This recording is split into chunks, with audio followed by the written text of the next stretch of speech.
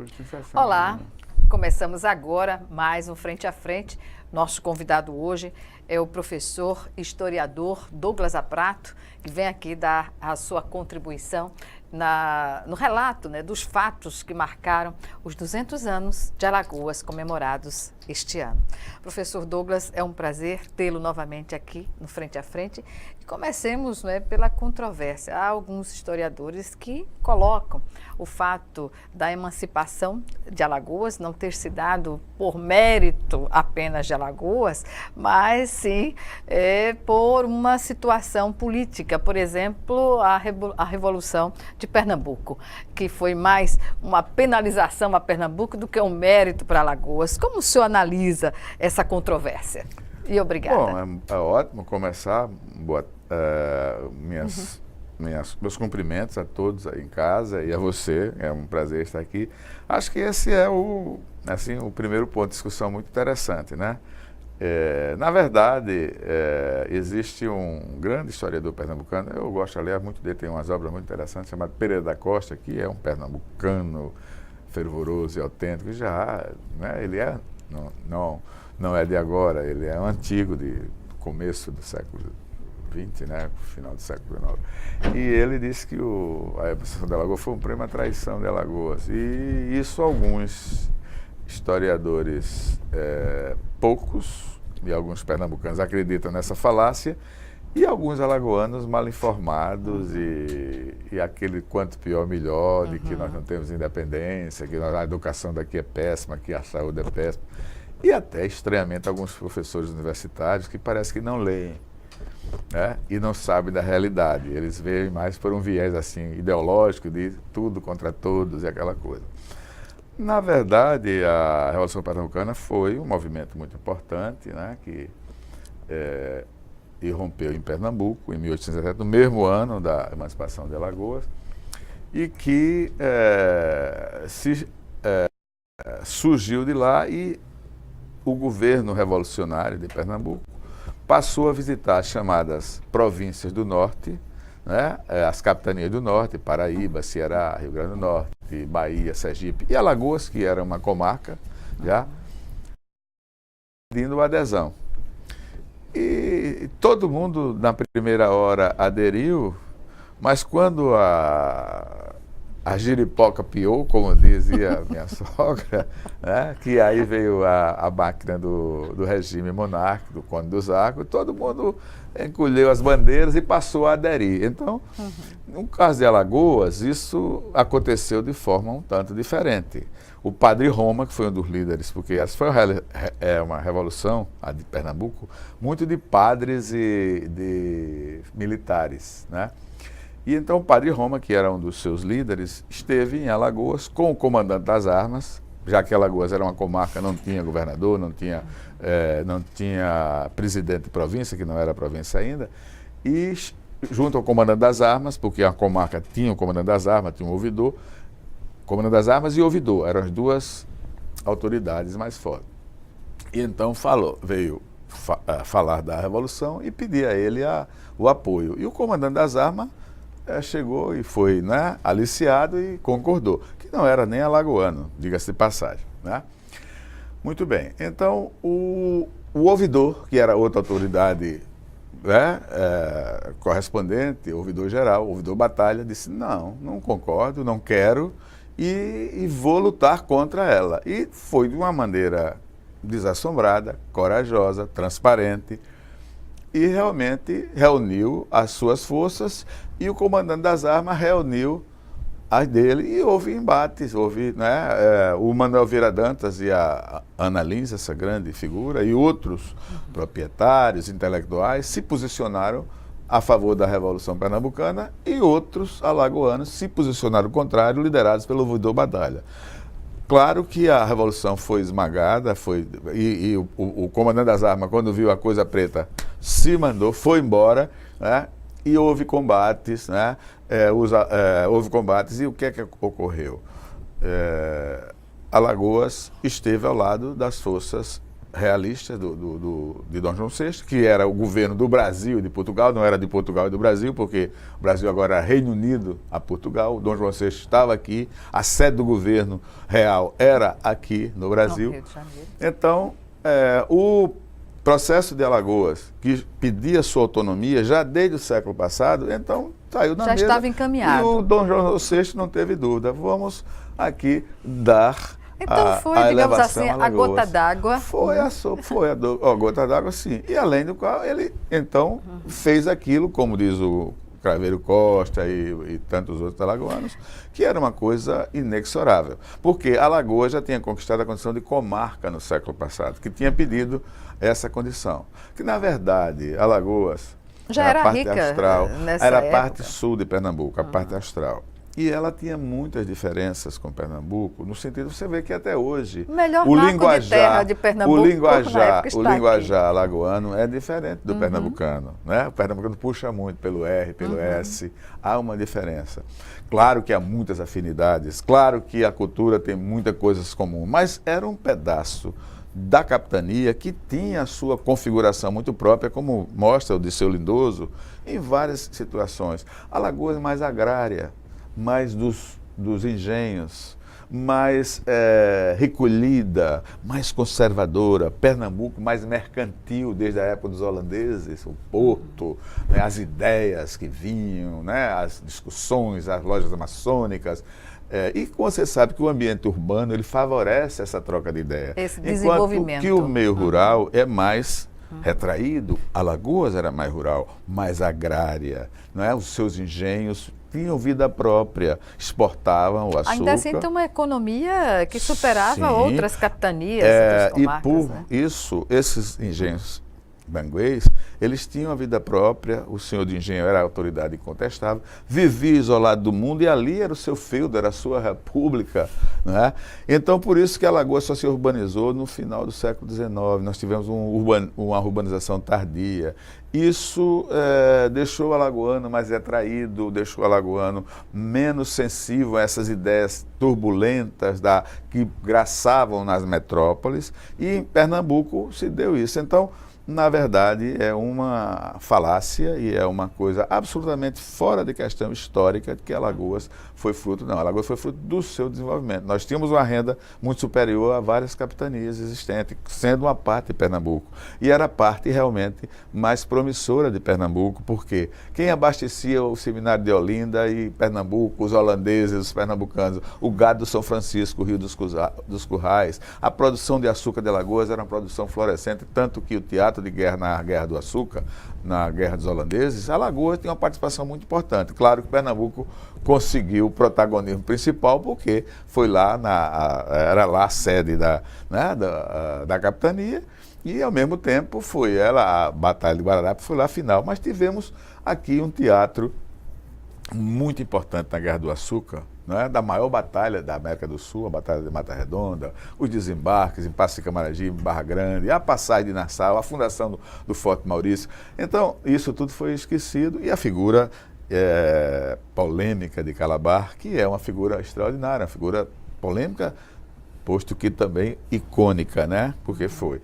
Então, a independência de Alagoas, a emancipação de Alagoas, foi um fato inexorável, infugível, que viria com a Revolução Pernambucana ou sem a Revolução Pernambucana, certo? Tanto que depois houve a Confederação do Equador e Alagoas também se posicionou novamente, Manuel Vieira Dantas, que tinha encarcerado, preso, os alagoanos de ideia republicana que existia aqui, estavam lá da Confederação. Pernambuco matou o padre, quer dizer, foi preso o Frei Caneca, que foi um grande patriota. Então, é absolutamente fora de questão.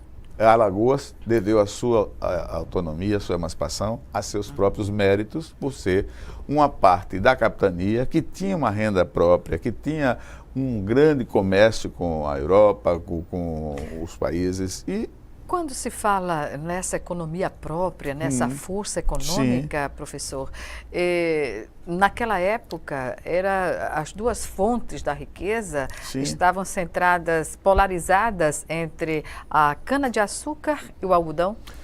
Sim, mas nessa época a cana-de-açúcar, o algodão menos, o algodão vai ter um desenvolvimento, um boom né, assim chamado, a partir da segunda metade do século XIX, quando começa a Revolução Comercial e Industrial, no Brasil. quando a Inglaterra passa a capitanear o processo de Revolução Industrial e, por consequência, precisava vender, já comprar matéria-prima do Brasil e vender produtos industrializados. Então, o algodão passa a ser uma matéria-prima que era usada na confecção de roupas, de sacaria, etc. Então, esse algodão passou até ultrapassar a cana-de-açúcar na segunda metade do século, em determinado momento, e gerou as fábricas e as indústrias têxteis, que é um capítulo especial. Especial, porque eu perguntei aqui ao professor economista Cícero Péricles, e gostaria de ter a sua opinião também, se o estado de Alagoas, as condições na época, tivesse conduzido para a opção do algodão e não da cana-de-açúcar, hoje teríamos uma organização social menos desigual em Alagoas? Sem dúvida nenhuma. O açúcar teve uma contribuição assim essencial para a formação de Alagoas, sem sombra de dúvida, como também de Pernambuco, mas principalmente Alagoas, ela foi assim o produto hegemônico. E nós tínhamos um tripé muito nefasto, que é a monocultura, que é o latifúndio, que é o escravismo, né? Escravagismo, o escravismo, a escravidão, que foi sustentável. E, ora, a cana-de-açúcar se baseava nesse tripé. E, evidentemente, que ela configurou o Estado como um Estado monocultor. E o surgimento do algodão foi um grande fato novo na história de Alagoas, na história econômica, né, porque ele gerou as indústrias têxteis, as vilas operárias, né, gerou um novo personagem, o trabalhador assalariado, o trabalhador com salário, com casa, depois das vilas operárias, com casa, água encanada, luz, esporte, educação. Então, é um fato novo. E chegou até agora, infelizmente, a última acaba de morrer, que é a de Delmiro, que, aliás, foi um fato extraordinário na história do Brasil. É um destaque nos nossos 200 a faca anos de Delmiro, aqui. sim, exatamente. Porque é o símbolo do empreendedorismo. Se dá muito valor ao Mauá, ao Visconde de Mauá, Barão de Mauá, que é um homem importantíssimo.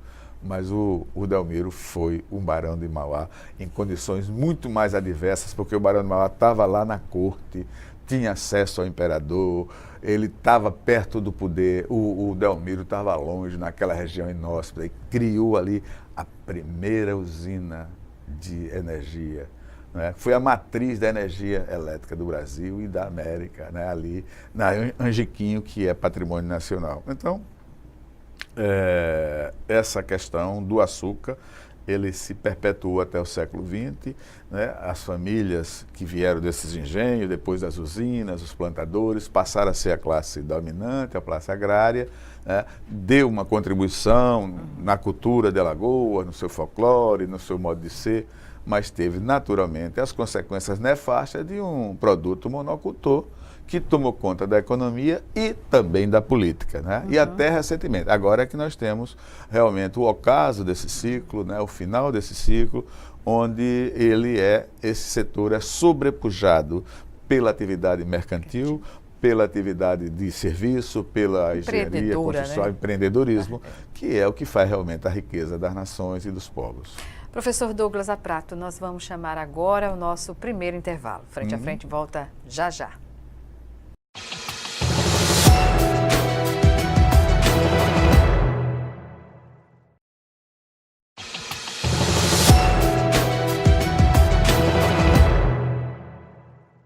Estamos de volta com Frente a Frente, que hoje recebe o professor e historiador Douglas Aprato, que nos dá aqui a sua contribuição na interpretação, né, dos fatos que marcaram os 200 anos de Alagoas.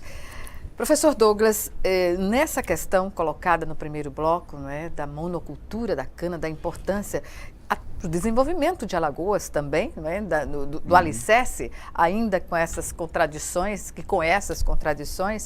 e ter gerado tanto as questões que envolvem a monocultura, ter gerado também uma monopolítica durante tantos anos. E aí eu pergunto, as artes, a manifestação das artes aqui em Alagoas, da cultura popular, do folclore, enfim, tudo pode ter contribuído, digamos assim, foi um viés encontrado para uma expressão libertária aqui em Alagoas também? Eu acho que houve uma sobrevivência, né, do povo alagoano através da arte, e essa arte, evidentemente, teve o seu batismo, a sua crise nos alpendres das casas grandes. Nós tivemos uma sociedade patriarcal, aristocrática, né, tanto feudal, que foi criado no açúcar, que tem um modo de vida própria, né? E a gente tem que também usar aquilo que o alemão chama o Zeitgeist, o espírito do tempo, porque a gente tem que também entender e não se colocar como só coisas ruins com relação ao açúcar, né? É claro que ele trouxe os seus pontos positivos, deu essa solidez, permitiu, né, uma certa estabilidade econômica que gerou a emancipação, criou, mas evidentemente tem o lado adverso que a gente também não pode desconhecer, a ausência de uma classe média, porque a família senhorial, a família do senhor de engenho, né, ela tem como contraponto a grande massa de escravos, você não formou classe média. Então, como Alagoas foi muito calcada no modelo do açúcar, agora que você começa a ter uma classe média, a partir do século XX, que você começa a ter uma urbanização, você ainda tem muitas fazendas, muitas propriedades, né, que não são utilizadas, que não produzem, né? E então isso não foi bom. A escravidão, você sempre teve um estigma da escravidão, e também tratar as pessoas trabalhadoras com certo desprezo, você não valorizar o trabalho, porque o senhor de engenho, ele acompanha com a família, mas o eito é com o escravo, a monocultura. Mas ela deixou coisas muito positivas, nós como alagoanos não podemos desprezar.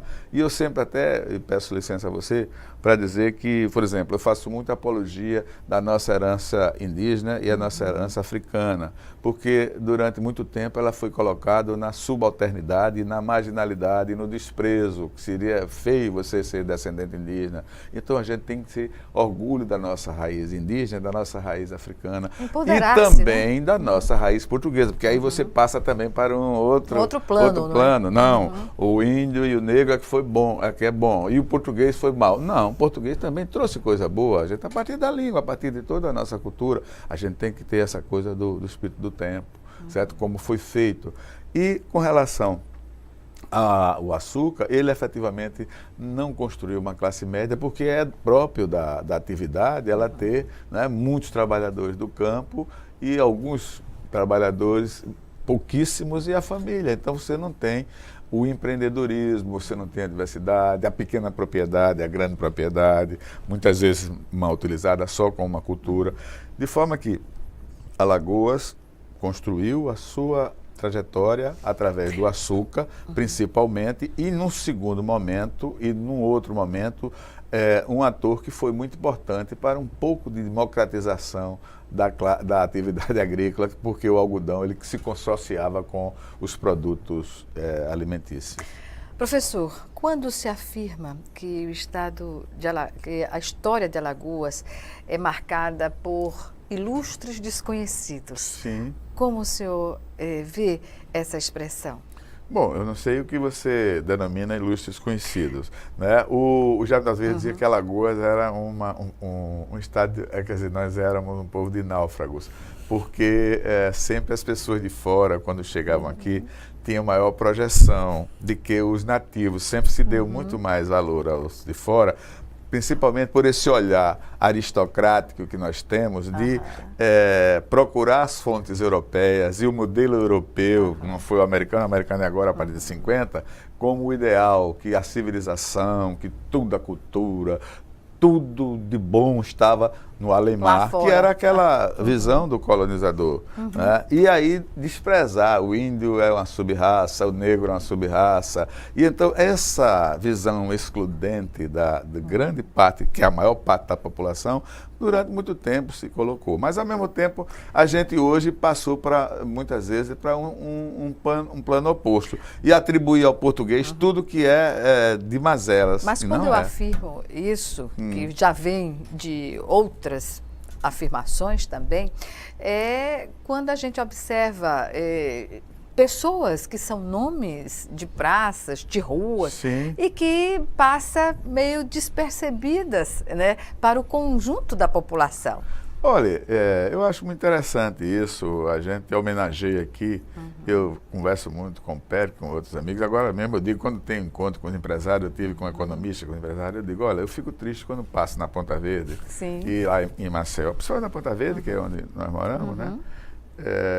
E eu vejo o nome dos edifícios homenageando umas figuras absolutamente despropositadas, que tinham tudo para serem execrados. Edifício Dom Hernán Cortés. Quem foi Dom Hernán Cortés? Eu não preciso dizer, né? Edifício Dom Francisco Pizarro. Foram pessoas que roubaram os índios, que mataram, que não tem nada, você tem... Positivo. Né? Não, e os nomes aspecto. franceses, Exatamente. e os nomes italianos, os nomes ingleses, principalmente franceses, italianos. Chateau Lafite. Chateau Lafite, Raffiné, né? Quando você tem toda uma... Nomes que não se conseguem nem pronunciar. Alagoana. Oh, meu Deus, Maceió, como é bonito, Pratagi. Fauna, Você tem flora. a nossa Flara, o IP, a Craibeira, Edifício Craibeira. Eu estou hoje morando lá no Jardim do Horto, Contraponto, e eu acho muito bom o projeto que foi feito pelos Piatti, que são de descendência italiana até, de colocar cada rua o nome de uma espécie vegetal de Alagoas nativa. Eu acho muito interessante. Mas essa alagoanidade, no sentido, nesse aspecto, é algo que deveria ser alimentado. Ser alimentado, é evidente. Por que você homenageia nomes e pessoas de outros países que não tem nada a ver com Alagoas e você esquece as suas raízes indígenas, negras, portuguesas? Isso demonstra uma ignorância ou é uma questão de ignorância e um elitismo e a política de exclusão que foi colocada desde o início com relação ao pessoal da terra e aos escravos. Sem dúvida nenhuma. E que a gente tem que rebater e reclamar. Veementemente. E reclamar e acusar e participar, porque isso não tem nada a ver com Alagoas. O que é que tem edifício Raffiné? O que é que tem edifício Champs-Élysées? O que é que tem Village de Mont Blanc? Nada a ver, meu Deus do céu. É o típico exercício do novo riquismo, né? E da ignorância absoluta, que anda para e passo, a ignorância total. Né? Então você tem nomes lindos, né? Pratagi, você vê os nomes indígenas, os dicionários indígenas, Tupi-Guarani, que está terminando, você já não coloca. Tem um hotel, os africanos, né? Afros, que vêm, não é, dos nossos antecedentes, dos nossos ancestrais. Aqui, afros, negros. Então, vamos exaltar a alagoanidade. Portugueses também, por que não? Claro, porque nós somos um povo mestiço, nós somos portugueses, nós somos índios, nós somos africanos, nós somos um povo, acima de tudo, somos mestiços. E faz parte nós não temos essa... Eu questiono esse setor, o setor imobiliário, ao optar por essa escolha, né? Do ponto de vista empresarial, por que isso acontece aqui em Alagoas? Porque no plano da universidade, geralmente são pessoas que passaram pela universidade, pela arquitetura ou pela engenharia, e veem a nossa história e sabem do que pode contribuir. E a gente não vê isso na prática, né? Eu acho que isso mereceria, sem dúvida nenhuma, um estudo e também um processo e uma ação assim de combater isso. A gente tem que sabe um projeto de lei, não é? Um projeto. O Enio, no âmbito do município, quando foi vereador, apresentou um projeto parecido com isso, de colocar os nomes que voltaram, né? As ruas lindas Rua do aqui, Sol. Rua do Sol, Rua do Apolo, aí botaram o nome de umas pessoas que não tem nada a ver, que você nem entende às vezes.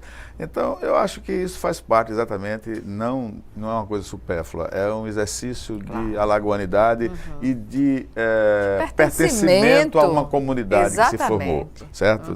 Então, eu acho que nós temos nome, vamos ver se você veja como é bonito, Maceió, né? Como é eufônico, a cidade restinga, a Restinga que se tornou cidade, que o indígena... E os ilustres nomes nomes da ilustres. nossa alguns cultura. Alguns por exemplo, são, não né? vê um edifício Tavares Bastos, Tavares por Bastos, exemplo. edifício Pontes de Miranda, edifício Lili Lages, edifício, né? Por aí nós temos muito. O Sinimbu, que foi o primeiro-ministro do Império, ministro da Justiça, ministro da Agricultura. Em suma, eu acho que a gente tem uma cultura e precisa, então, a elite alagoana, Dar a elite visibilidade. econômica, da visibilidade. Aham. E a academia também deixar um pouco também esse ranço ideológico e passar a ter as coisas concretas, trabalhar as coisas concretas da alagoanidade, Por sem exemplo? um viés, assim, muito negativista, nem um viés, assim, muito aleatório, de coisas concretas. Este livro que você está com ele aí, que é o livro a gente sobre vai o falar. ciclo, Aham. e a gente trabalha muito nesse sentido. Veja bem, a gente tem, assim, umas coisas, exemplos extraordinários. Nós somos um povo que tem um protagonismo histórico extraordinário, mais do que qualquer outro. E pelo tamanho que nós somos, a gente tem sempre esses fatos, passaram a se expressar muito no universo brasileiro e muitas vezes, por conta disso, nós somos até vítimas de determinadas campanhas. E alguns alagoanos, muitos alagoanos, Preconceituosas, acham né? não, que Alagoas é o pior dos mundos, que aqui é onde tem mais corrupção, onde tem mais violência. Não é. Não é. E somos o pior estado do mundo. Não é.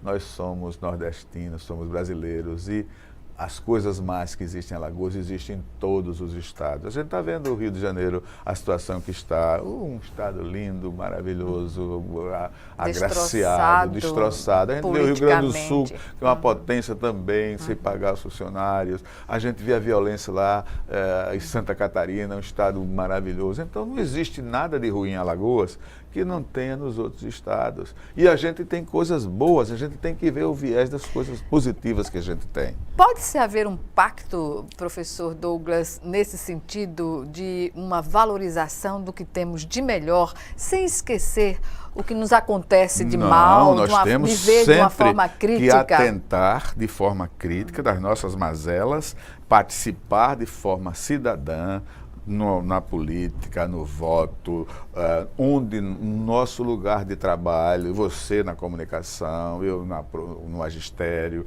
o arquiteto, o médico, a gente ter essa atuação, aquele tijolinho que a gente coloca para ter essa sensação de orgulho e de cobrança dos nossos representantes. E quando a gente fala da nossa classe política, somos nós.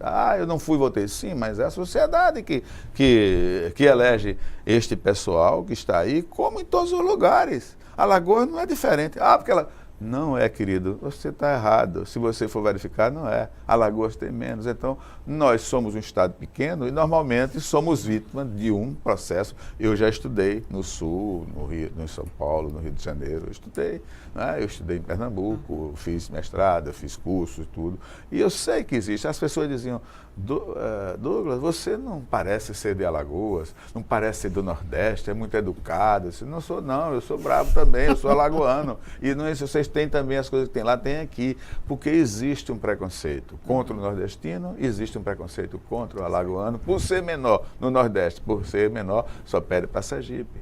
Então, e nós alagoanos não podemos encampar esse discurso de negatividade e também de desconhecer o papel extraordinário de Alagoas na história nacional, na construção de protagonismo, não é? desde o primeiro momento. Exatamente. Né? Desde o primeiro momento. Sobre essa Palmares, questão. O naufrágio do bispo, a guerra contra... Você tem os cabanos, os marechais, tudo nós temos uma história muito interessante. Os grandes vultos de Alagoas, o Graciliano, o Jorge de Lima. Então não é ufanismo. E, aliás, é uma coisa sem sentido. Mas orgulho e pertencimento não, que são coisas necessárias e positivas até para o desenvolvimento econômico. Já um prêmio Nobel de Economia dizia que o primeiro passo para um povo, ele decolar para o desenvolvimento, é ele ter orgulho das suas raízes, porque você vende, no bom sentido, esse orgulho, né? A França, a Torre Eiffel, Napoleão, né? De Gaulle, o perfume, as coisas que você produz, a cultura local. A Itália também, Leonardo da Vinci, né? Botticelli, os renascentistas, né? E toda a arquitetura e toda a cultura italiana, os livros, os autores. Então é isso que faz a grandeza. Isso é o primeiro passo, não foi dito por mim, eu não sou nem da economia. Ontem eu fiz uma palestra para os economistas e falei isso. É pelos economistas e prêmio Nobel. Você precisa ter essa sensação de pertencimento e de orgulho das suas raízes para valorizar Exatamente. E perseguir o desenvolvimento. Quer dizer, Perfeito. perseguir no sentido de alcançar. Positivo. Positivo. Obrigada por esse encerramento do segundo bloco, já colocando essa questão do pertencimento, porque é algo que nos faz falta em todo momento da nossa história. É verdade. Vamos chamar o segundo e último intervalo. Frente a Frente volta já já.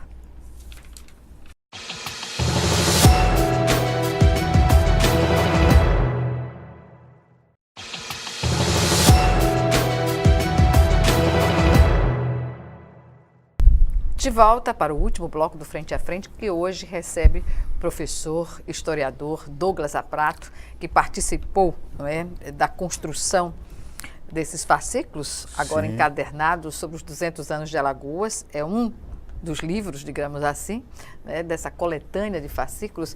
E o que é destacado aqui, professor Douglas, neste Olha, exemplar? Eu tenho muito orgulho de pertencer à equipe e ter contribuído com 6 dos 11 fascículos que fizeram esta obra, porque eu acho que, terminado essa celebração, agora 16, a gente tem que refletir o que é que fica, o que é que vai ficar dessas celebrações.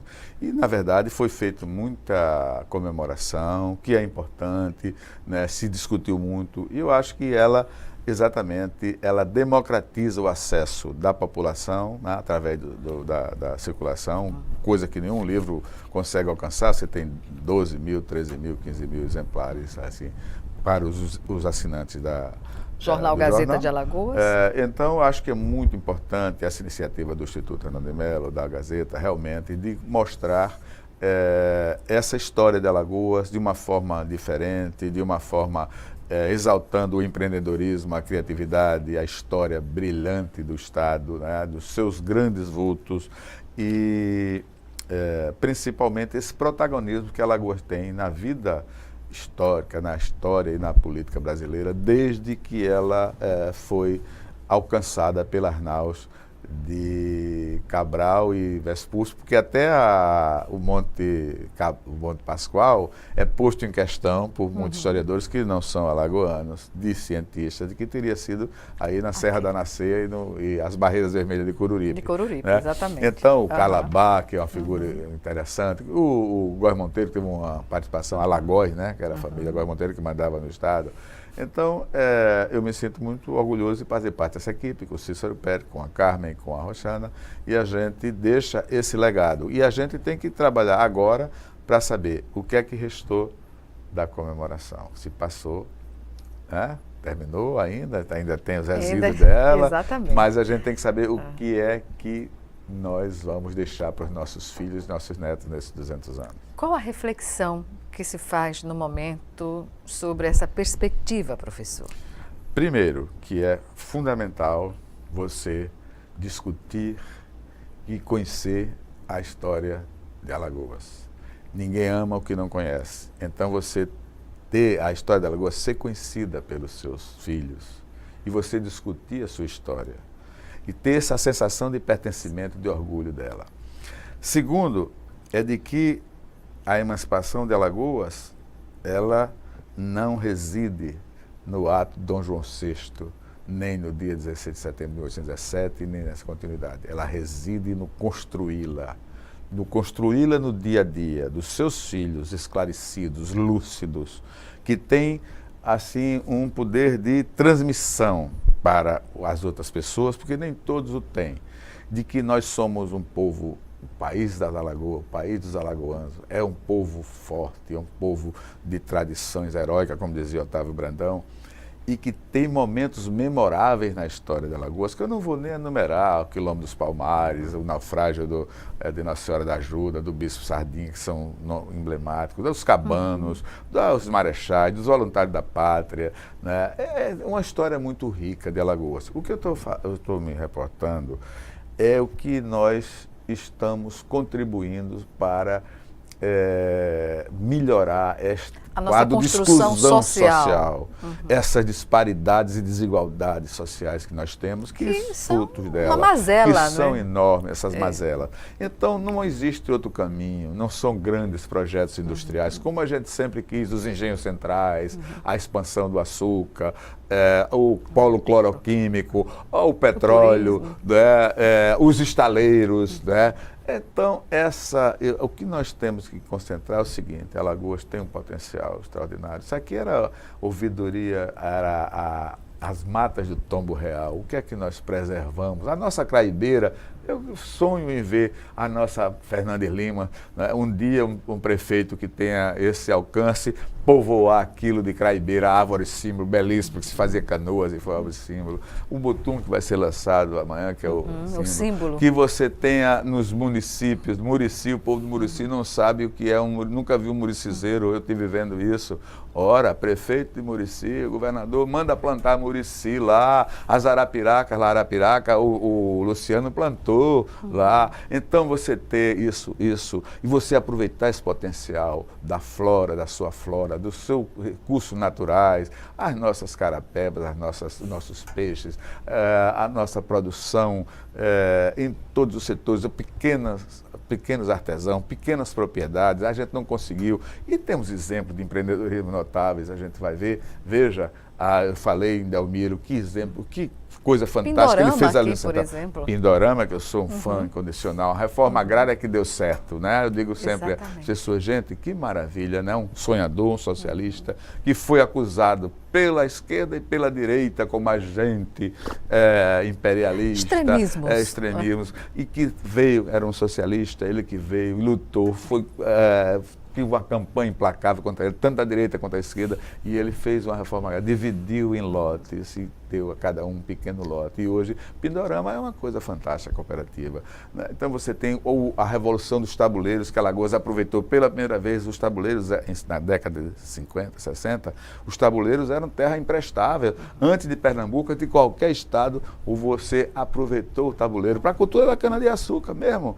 E até, de uma forma, porque você tomou muita terra pública, que foi muito feio, mas houve uma revolução, né? Você teve também a Plano Açúcar, as pesquisas que tem aí, o advento da universidade, e a gente tem que trabalhar no empreendedorismo, na tecnologia e na preservação das nossas reservas florestais, a sustentabilidade, a energia eólica, a energia solar. Então, há um mundo de fazer, se você verificar os países desenvolvidos, né, não são pelas grandes indústrias. Isso está em desuso. A gente viu a eleição desse Trump-Zup, que é o presidente dos Estados Unidos, né? Essa coisa horrorosa que foi consequência da derrocada da industrialização lá do centro-americano, ali daqueles estados, né? Que tinham indústria automobilística, indústria disso, que hoje as indústrias são menores. As indústrias e também as agrovilas. Eu estou vendo o Canal do Sertão, que é uma coisa fantástica. Cadê as agrovilas? Cadê o que é que vai se aproveitar? Aquela água que vai ali, que vai ser tirada pelos produtores, vai servir para isso? Não. Eu quero ver as agrovilas, o que é que está produzindo. Produz caju, castanha, 1 quilo do caju. Aliás, o quilo da castanha, no mercado custa quanto? Pois é. Quase R$80. Quanto é o quilo de açúcar? Custa R$3. Então você veja uma escolha perante a nossa sustentabilidade e o nosso saber tradicional. Nós temos muita coisa para fazer. Você vê Costa Rica, que é um estado pequeno, pobre, é uma nação, mas ele tem uma qualidade de vida excelente, porque eles preservam o meio ambiente e usam o meio ambiente a favor do desenvolvimento sustentável. Que essa é a questão. Não precisa você ser rico, porque a riqueza cai, mas a qualidade de vida e a distribuição de renda que é fundamental, que Alagoas não tem. Que esse seja motivo de reflexão para os nossos 200 anos. Pois é, e nesses 200 anos os contextos sociopolíticos são bem distintos, bem diferentes da sua época, não é? Sim. E o que dizer da nossa representação política? Em todos esses episódios nós tivemos uma representação expressiva, não só no plano federal, já tivemos na República também, Sim, na representação na Câmara, no Congresso Federal, como também na presidência. Nós tivemos o Tavares Bastos, Exatamente, como deputado, já tivemos o Sinimbu como ministro da Justiça, primeiro-ministro, né? Nós tivemos nomes excepcionais, e mesmo no moderno, Aurélio Viana, nós não temos, e eu fiz até um trabalho para a Assembleia, Memórias Legislativas, eu acho que foi o primeiro trabalho de fascículo. Nós tivemos pouca contribuição para o Estado nesse sentido, não, professor Douglas?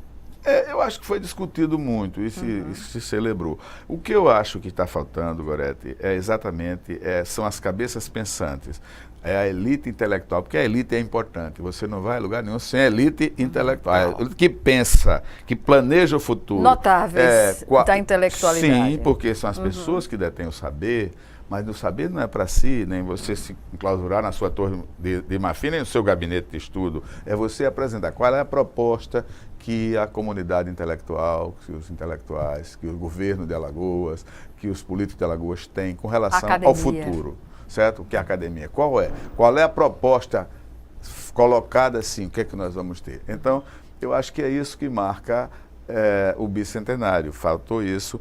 E a gente lembra que o centenário de Alagoas, a gente passava por uma guerra mundial, onde não havia, não podia, nós estávamos em crise econômica, você não podia vender, nem podia comprar, a primeira grande guerra, Batista Cioli, e passou daí. Então, eu gostaria que a gente passasse do bicentenário com essa proposta dos nossos intelectuais, dos nossos cientistas, e a gente tem muita gente, os nossos empreendedores, a gente tem muito, o nosso setor econômico, com a academia, propostas para melhorar a desigualdade de Alagoas, melhorar a sua performance econômica, e é possível fazê-lo, não com grandes projetos, não vai ser isso que vai levar, são pequenos projetos, é a participação do povo representativa e você tornando isso viável para o engrandecimento do Estado e a gente dizer, o tricentenário recebeu dos que viveram o bicentenário uma contribuição muito boa para o Estado. Vamos acreditar, não é? E construir, e caminhar nesse sentido. Professor Douglas Zaprato, eu agradeço mais uma vez a sua participação aqui conosco e, claro, até uma próxima oportunidade. Até a próxima, estou sempre às ordens. É um prazer estar aqui e discutir com você nesse programa tão interessante que é o Frente a Frente. Obrigada. Obrigado. Obrigada a você também que nos assistiu e até o nosso próximo encontro aqui, Frente a Frente.